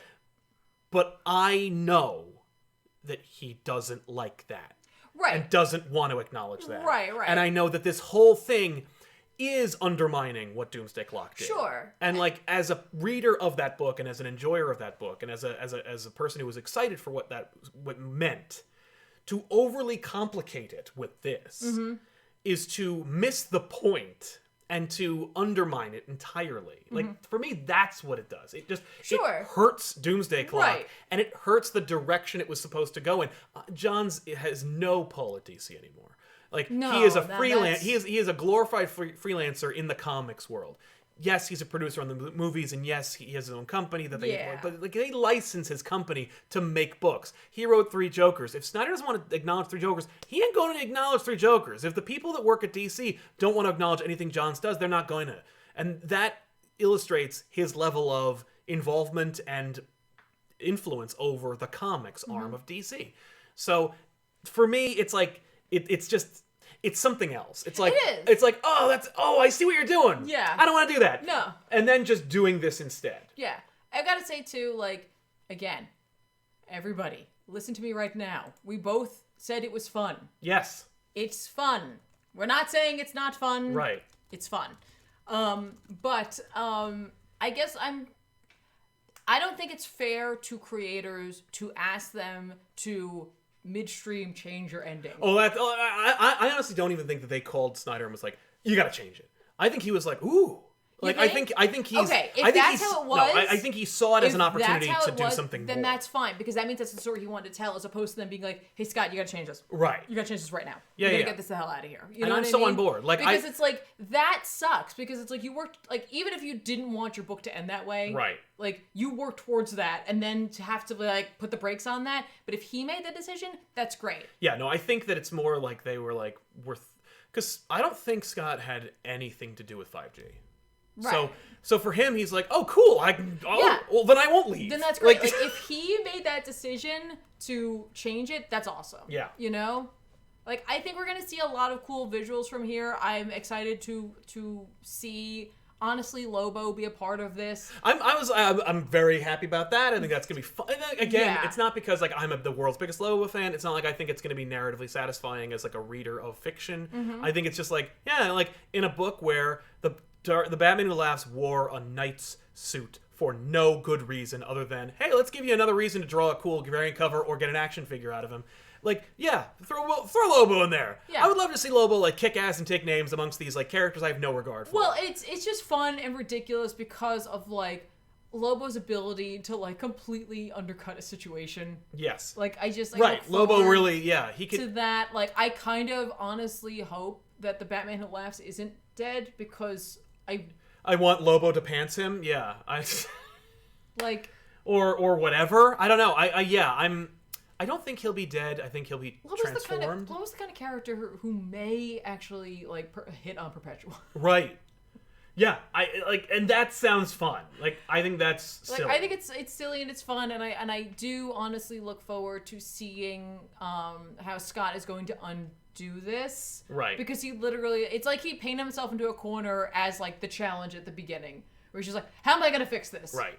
And, like, I think he will fix it. And, like, I always like seeing him and Scott and Greg. I always like seeing Scott and Greg work together, because the two of them clearly really enjoy, like, each other's company. Yep. And, like, have a really good rhythm. Yeah. And that's awesome. They do. I always expect it to, you know what it is? I love Scott and Greg together. And yet, I think that some of the best things they've done together were smaller. Like, oh yeah, and it's like they were given the opportunity to do, like, the biggest things ever, and it's like, and it does look cool. It's admittedly cool, but, like, nothing tops the Labyrinth and the Court of Owls. Like, nothing tops the scene of the Joker coming out from under the bed at Commissioner Gordon's apartment. Like, just these moments and these images that are speaking to the strengths that I know them to be. Like, Greg Capullo could draw, like, Perpetua and the Batman Laughs, like, juggling universes, while, like, bats are shredding metal or whatever, and skeletons are, on fire. But, like, at the end of the day, nothing beats Spawn sitting on a big old gnarled chair. I guess. Like, I don't know. I definitely really... Nothing beats Batman sitting on a gargoyle. Well, it's true. It is an awesome looking image, but I really enjoyed a lot of the things that, like, and again, maybe they were some of the smaller things. Like, I really enjoyed Greg's Swamp Thing. Like, Right. That's a really... It's an interesting interpretation, it's a cool and it works for version that. of it. And I was like, that's really cool. I kind of liked Wonder Woman's armor. Yeah. She puts on her full regalia, as she calls I love it. that, yes. I also like the working stuff. Like, Yeah. like her just clanging away. doing the day-to-day Yeah. here. Like, it's neat, Yeah, I agree. And, like, they're just... I gotta give him this, like, you get dropped into this world, he does give you that, like, here, whatever, but, like, he's doing the world building on some fronts in the way you're supposed to, where it's like, and here's Aquaman and blah, blah, blah, and, like, you kind of get a sensation of how it's going. And he doesn't over-explain it, like, I think because he doesn't want to get stuck. No. Like, he wants to be able, it's a anything goes kind of universe we're in right now. So he wants it to be able to, like, be grounded, like, who you're dealing with, who are the players, and they're, like, this is Wonder Woman from however long, this is Batman from however long, this is Superman, he's got long hair, but it's still him, but anything can happen, and so, and he doesn't want to get pigeonholed, like, he doesn't want to be like, Batman Who Laughs is, like, has a chalkboard, and he's like, here's all the things, and here's how it would work, and if you, if it's a Tuesday, you can't do this, like, then, well, what day is it then, what happens in Station 6? When do I put my recycling out? Yeah, like, no. No, I dig it, and, like, that's just cool, and, like, seeing the designs are really fun. I like, as silly as, like, the getting, because we joke about, like, Snyder always putting the history lesson in there. He can't help himself; it has to be in there. I like the payoff for this one. Yeah, well, but I like that was just funny. It was a cool image, and it's you know what that is? That's actually very much, like, indicative of what you should expect for the whole series. Like, it's like, I've told this story a bunch of times. I know the Kane's World will bitch about it, but, like, in Dark Knight Strikes Again, Frank Miller did an interview about, like, his silly, horrible story, where it's 3 issues, they're prestige format, they're pretty short books, but he's telling you a whole thing about the universe, and he's like, I don't care about Barry Allen's marriage, I just want to watch the Flash run fast. Like, we have the full page dedicated to a thing you'll never see brought up again, that adds another layer of history to freaking Gotham, and Gotham isn't even there anymore.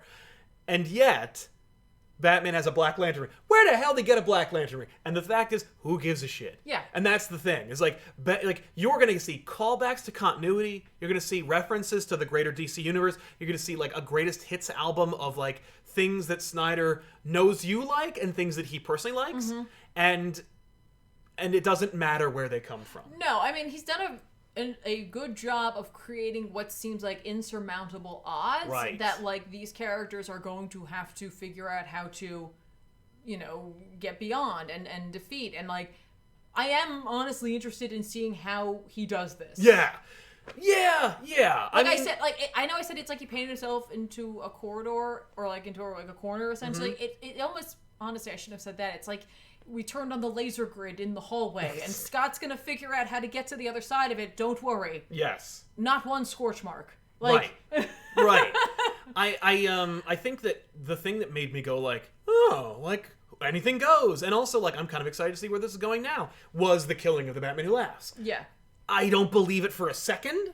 I don't either, but if he holds to it, bravo. Right. I mean, like, there was this other plan that has come forth. Yes. This ultimate Wayne. Yes. The final Wayne. Sorry, the final Bruce Wayne. The final Bruce Wayne. Yes. I literally couldn't help it. Whatever that means. Ba-da-doo-doo. It's I'm not. Ba-da-doo-doo-doo when the door opens up. Mm-hmm. Yeah. Yeah, it's cool. I think it's interesting, and I'm down. I'm just a little sad. Right, and like again, like I'm just like you're that, and like for me, I know people are like you're putting too much pressure on this first issue, and I'm like people are literally asking us what we think is going to come out of this after the first issue. And it's like there's I don't understand. What do you want? You want us to think ahead or don't think ahead? Right. Yeah. No, I just want you to agree with me and like it. That's all I want you to do. Fun. But don't like things too much because then you're a sellout. Okay. So yeah, ultimately, I think that here's the thing: if you're a DC fan, you got to read this because you need to know. No, you do. Or you're gonna need to... if you don't like this, you're gonna have to wait a while because this is it. And if you look at Snyder's whiteboard, there's a lot to go on. I will say that no matter whatever Tom King did will have no bearing on this. True. So if you got a dog in that race, your money's on Snyder. Yeah. But yeah, so I recommend it if you want to get in on it. And again, like just think about that moment where Batman has a Black Lantern ring and resurrects a bunch of characters that didn't exist until Snyder established them like 4 pages later. So I think that's what you're gonna get, and I think that's pretty cool. Yeah, and like I think we're gonna get a bunch of like random cameos. Oh, big characters time. That's like, wait, what? Oh, the first page is Sergeant Rock. I know, that's what I was saying. So you're gonna get a bunch of fun cameos, and you get to see them drawn by Capullo, which is cool. Sergeant Rock looks great drawn by Capullo. Yes. There's something like really like, and I say appropriate. this, it's appropriate, but it's also like. And take this in the best way possible, because I do mean it the best way. It's very 90s. Oh, yeah. But, like, in a great way. In, like, the best parts of it. Yeah. I'd like to see Andy Kubert draw Sergeant Rock in this, please. You can't do Rock without a Kubert. Yeah, they should. I wonder if they've done a variant cover. That'd be cool. But it's cool that Capullo, if ever a Kubert was not going to do it, then I'm happy with Capullo. Yeah. There's a bunch of super chats I want to get to. So we need to do that. Okay, let's do it. But yeah, so let's jump into them. King's Portkle says, I've been watching you since TV Little House, and then a bunch of lovey faces. Thank you very much, King's Portkle. I know you have, because you've had the same name since then. Rab L, hey guys, thanks for doing what you do. Wanted to ask if there's any indie books you're looking forward to. Oh, yeah. It's the same list, but it's like, it's Something is Killing the Children, Once in Future. I'm going to say Plunge is an indie book. I'm just putting it out there that it's definitely an indie book. That could easily come out from Image. Yeah. And honestly, not coming out right now, but Aftershock did a Donny Cates book called Baby Teeth. Some kind fan sent me the first volume, and so I was able to read through that literally in one sitting, and then I immediately went and ordered the next two, which just arrived today, and I haven't had a chance to jump into them, but I really enjoyed it. I had a good time with it. It's like, how do I describe it to you? I don't know. I don't remember. It's like Rosemary's Baby. Oh, yeah, that's right. And I put something else in there. Yeah. And I can't remember what. I don't remember. But I do remember the Rosemary's Baby line. Gone. Anyway. Moving on. Dan V900, Dear Justice League, Batman Adventures, and Superman Adventures are great for kids. The Adventures comics still hold up with being based on the shows. Yeah, those books are super approachable for kids. Which is cool. Yeah, definitely pick them up. Which is funny because it's like they're approaching it from that angle. They got the other, like, they're just, like, those are like, for me, I can imagine those being for, like, the comic book reader kids. Yes. Like, either those are willing to pick up a book. Or their parents read comics. Yeah. You know what I mean? And maybe they'll pick up the other ones, but the other ones are definitely aimed at, like, the people who don't really read comics. True. I feel like. The Titan Zero. Am I the only one that noticed that Snyder's run from the first Metal until now is very similar to Hickman's run from Fantastic Four to Secret Wars? After reading the first issue of Death Metal, I got serious Secret Wars issue 2 vibes. Yeah, it's, I mean, if you're talking about, like, decompressed storytelling that had, like, set up from 2 years ago that's now being paid off, then you're absolutely right. I mean, the Hickmanization of comics, after Secret Wars' success, they were like, everyone do that. And Snyder was no exception. He was absolutely, like, bit by the bug. And you can tell, like, he's been sowing the seeds forever. Right, yeah. But, I mean, I also can see where they're coming from in terms of, like, maybe similarities in terms of, like, you jump into a story where, like, the world's been recreated. Yes. With characters you know in totally different roles. Mm-hmm. So, like, I can also see that similarity. Exactly. Nerd King 101, have a board meeting so I can't make it. Just wanted to say, hope things are going well. New Jersey's doing decent. We are doing decent. Yeah. We are doing decent. I'm like, look at us. Yeah. Doing decent. Right? But thank you, man. And good enjoy luck your with meeting. The board meeting. Yeah. Paul Baker, I guarantee that the only reason Snyder even mentioned Doomsday Clock in this book was so he can make a Dr. Manhattan Batman fart. Yeah. I if there is a Dr. Manhattan Batman. That's what I think the final Wayne is. Yeah, he has like the thing. That sucks. But I know Dr. Manhattan's in it, which again like drives me crazy as a Doomsday Clock fan, where it's like John leaves, and well, maybe he just wants to get him out for good. yeah, but like he's already out. It just feels like, oh hey, by the way, no, like you know what I mean? Like no, don't. Or maybe we're reading this like this version is setting up something that is like, you know, like maybe they're playing with the like, okay, we're gonna give you this information. It turns out that's wrong. Right. You know what I mean? And like maybe he is gonna pay homage more so to John. Yeah. Like moving forward, like or I would hope. John's. You know what I mean? Like it's like, hey, here's this info. Yes. Okay, we got it slightly wrong.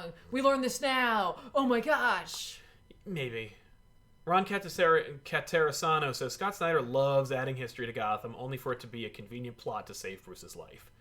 Yes. I think he's just saying, like, make sure you study in school, kids. Well, yeah, and you learn never know. metallurgy. Ilmorn says, I love Mostert Unkillable. Oh, the Mostert Unkillables art, engaging and unique. Glad you like it. I don't, but I hear you. Well, it's not. You weren't saying it was bad art. You just thought it was. Like, I thought it was weird. It was just maybe not the right art. Yeah. For that story. It was fine. Okay. Like I'm not gonna argue with him. Delapo Fayemi says, what the fuck's even happened with Wally West? I know it was supposed to like launch 5G, but I'm curious, especially with Manhattan Bruce. Yeah, the Wally West thing. Well, at least with that, they are staying true to what they were setting up. But yes. like, I think the idea was they were like, well, we like the idea. People accepted the Dr. Manhattan changing history thing. So since we can't use Dr. Manhattan every time, we'll use Dr. Manhattan powers with a character that we don't care about. Yeah. Well, they seemingly said that he was touched by the connective. Is that correct? Yeah. Connective energy. Mm-hmm. Which I guess, if you think about it, does kind of make sense considering how tied to crises the Flash are in general, all like the Flashes. Right. The Flash? Flashes? How do you say? Yeah? Yeah. That sounds so weird. Yeah, if you want multiple flashes. I was trying to make it like a sheep. You know, yeah. It's just one word, doesn't matter. Yes, the Flash. The Flash. No. That like they would maybe have a connection also yes. to the other side. If someone was going to have it, why not them? Yeah. Why not? Why not? Why not? Jaheen Alam says, thoughts on Keaton replacing Affleck as Batman and taking on a Nick Fury role going forward? We did talk about it earlier, but I will say I don't think he's going to do that. But I think, as long as the premature reporting on this speculation does not cause Keaton's agents to demand more money and therefore cause Warner Brothers to terminate the already very premature deal that may or may not be in place, then I'm all in favor of it. Kevin Myers says, hope Batman in Last Day is dead. He won't. Love Snyder, but yeah. Yeah. Yeah, he won't, but like... I think there was like, you know what it is? It was just...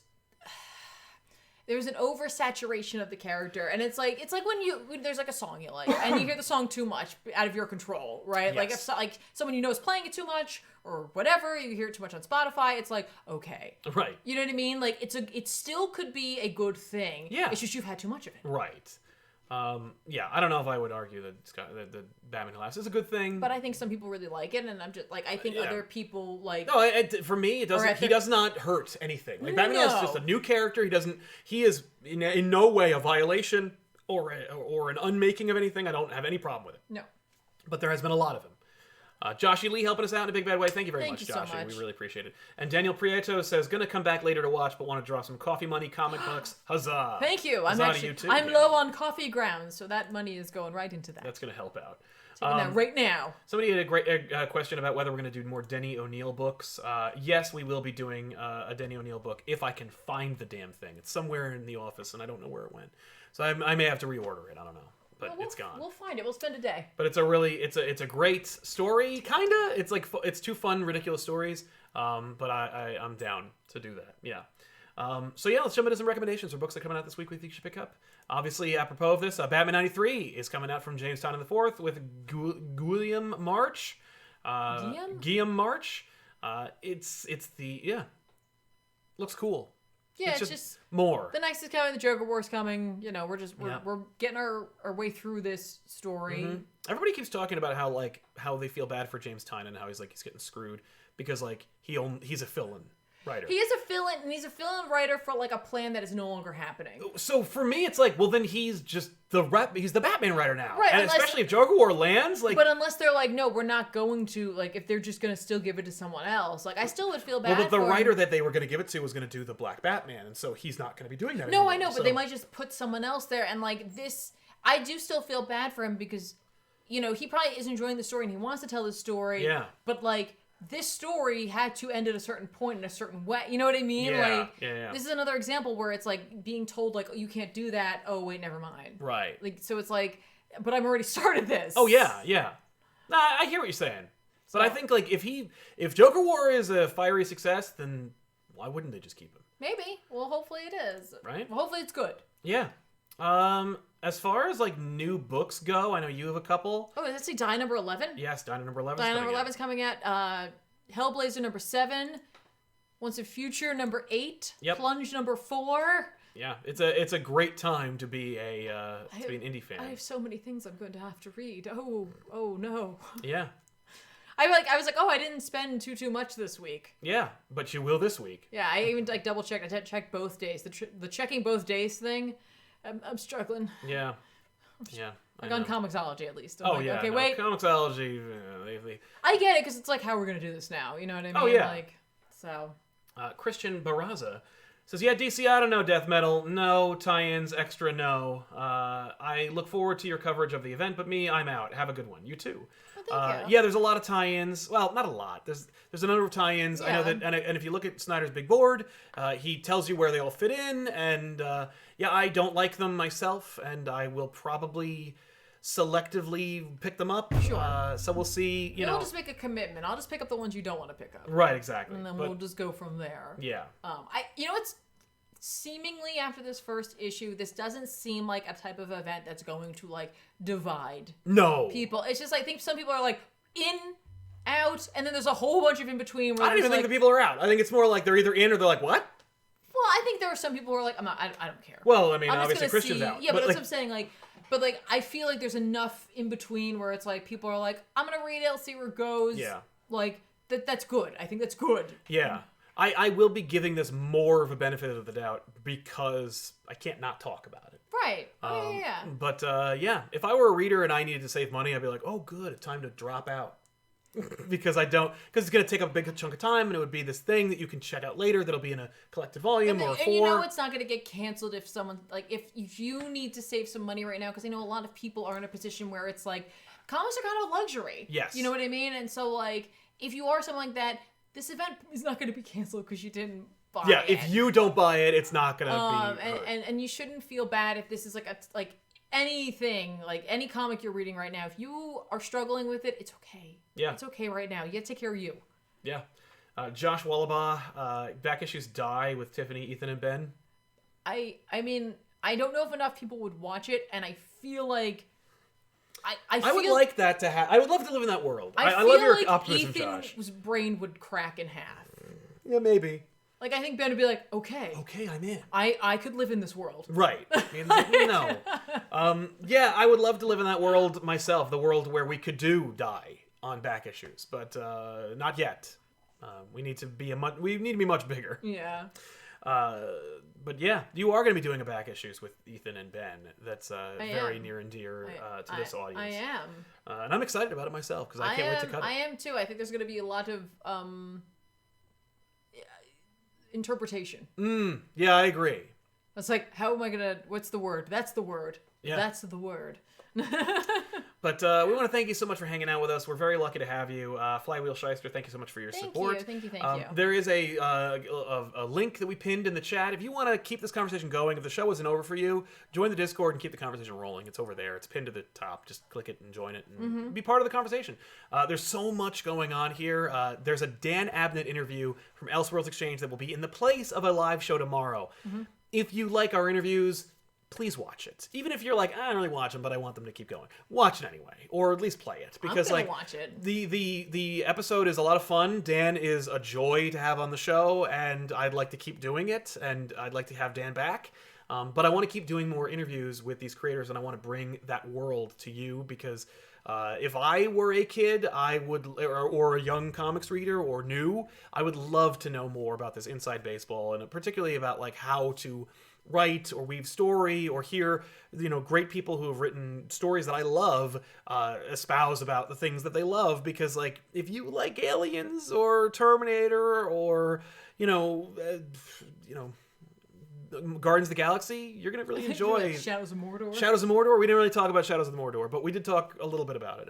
But you're gonna love this Dan Abnett interview, and it's a lot of fun. So it's coming out tomorrow. Watch it, please. And if nothing else, watch it for Dan, because he might check in and check out the numbers. Oh yeah, they all do. Make him feel good. Make him feel good, and then go watch all the other ones. Particularly the Jim Zub interview is a lot of fun. Yeah. Zub's a good guy.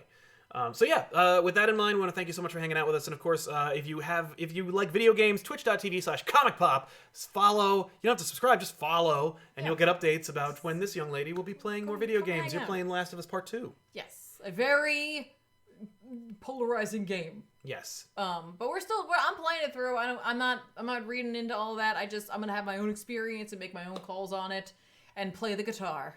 Yeah, you can play the guitar. I'm bad at that. I'm bad at it virtually too. Right. I'm just not musical Yeah. at all. Neither am I. No, you are. I can't play an instrument to save my life. I think Ethan can sing. I don't know. You guys can sing. I can't even do that. I've never heard Ethan sing. I've seen him. I've heard him. He can play the harmonica. Wasn't he working on that? He can play the harmonica. No, yeah. I need. I know. It's just not for. I can't do it. I need a Groundhog Day. That'll teach me how to. Yeah, but again, at least you can sing. Yeah. I can't, but I appreciate the vote of confidence. I've heard the two of, like, you and Ben. Yeah, it's awesome.